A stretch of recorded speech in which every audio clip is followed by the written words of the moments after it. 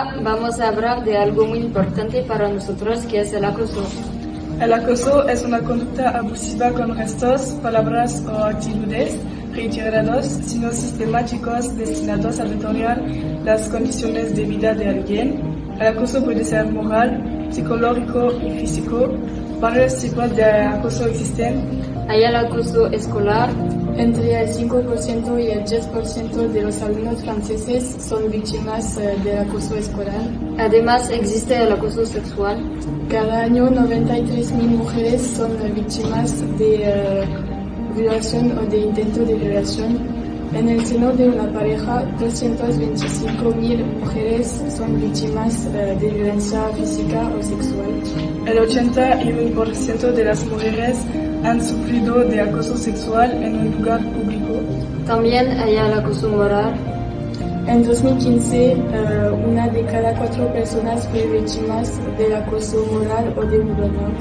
Y para terminar el ciberacoso, el 20% de los jóvenes de entre 8 y 18 años han sido víctimas de ciberacoso. Pero, ¿cuáles son las consecuencias del acoso y del acoso sexual?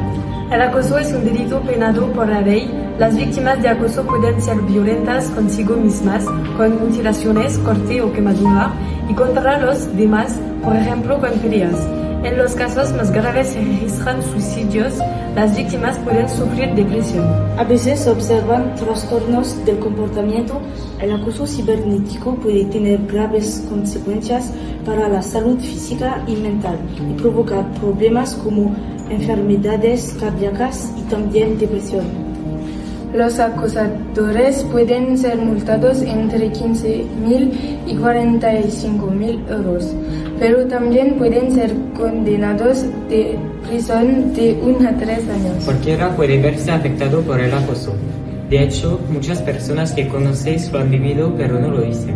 A veces no se dan cuenta que son víctimas, a veces se avergüenzan.